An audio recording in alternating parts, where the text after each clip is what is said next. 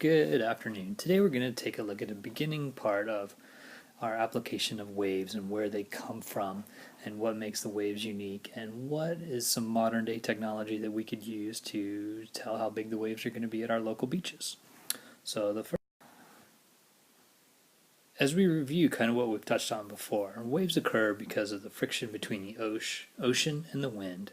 So there's two types of waves that we typically look at, constructive and deconstructive. Where do waves come from? Waves are formed because of friction between the ocean and the wind. So in other words, as the wind blows, it creates gaps called fetch in the ocean, and that creates little ripples that become bigger and bigger and bigger and bigger over time till they actually hit the beach as they rise up and meet with the shallower water. So there's two types of waves. There's constructive waves and destructive waves. So some characteristics of our constructive wave are usually never operate in summer, break slowly, then wash up on the beach. More like kind of waves that you might see in Florida, with weak backwash, longer wavelength, and lower frequency, meaning they're lazier waves. They aren't as destructive, and they usually don't tear up the beach line and coastlines too much. Where constructive waves are typically characteristic of, they usually are not in the wintertime, they operate in the summertime. They break strongly, wash up onto the beach with a weak backwash. Usually they're longer intervals, slower rolling, and less destructive. On the other hand, destructive waves are mainly eroding, and you see them in storms. They occur when they have energy with high waves that have traveled for long periods of time, usually producing much, much bigger waves. Backwash is also strong, creating sloped beaches, and also that's where the heavy erosion also occurs.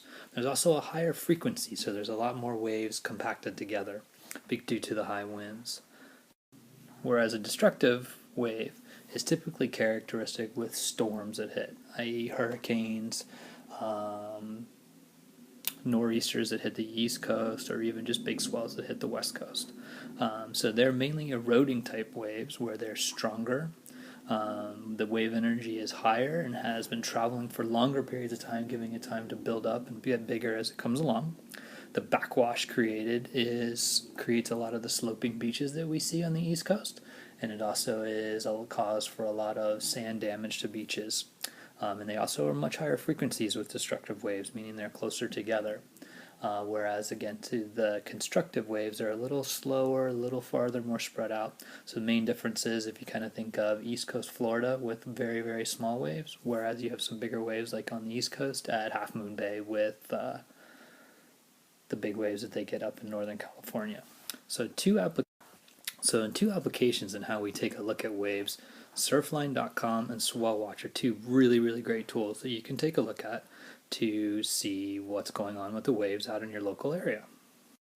That are pretty cool to check out waves and what the local beaches might look like in your area are Surfline.com and SwellWatch.com.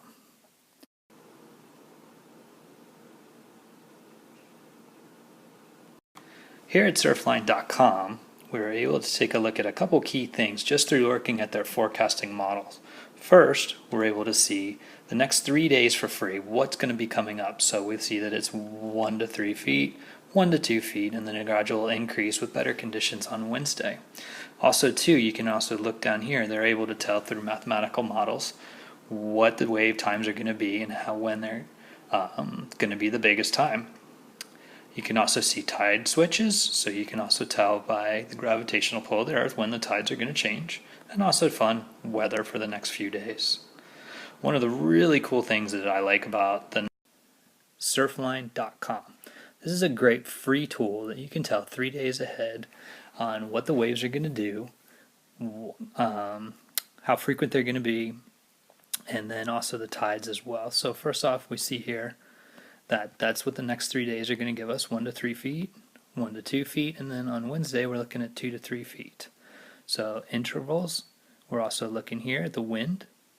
So the wind is going to tell us also how the playing factor into waves and how big they're going to be or how choppy it could be. We also see tides, so we can tell the rise and the low of the tide. But one of the other tools that I really like to see is swellwatch.com. The first one that we're going to take a look at is WaveWatch. WaveWatch is free, and forecasting wise on WaveWatch, they'll give you an option for 3 days of free forecasting. So the first one we can see here is Today it's 1 to 3 feet. Tomorrow you're looking at about the same, and on Wednesday it's going to get a little bit bigger.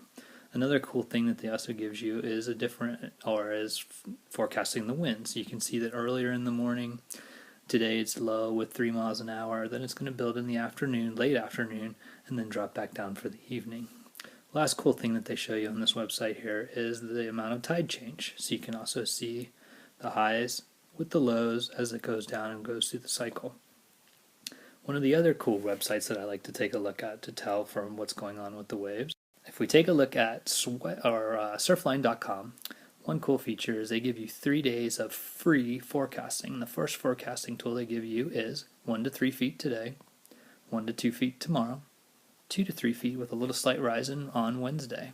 Another cool thing, as always, a wave predictor is wind. So this also shows you the wind for Monday, Tuesday, and Wednesday. As we see, it gets lower in the morning, higher in the afternoon, dries out again in the evening. A really cool site to check out is a forecast from Surfing Magazine called Swell Watch. Swell Watch gives you the ability to drill down from the world, so you can take a look at what's going on around the world, to what's going on our west coast, and all the way into Southern California. And what you can see here is, you can see us pretty much right over here.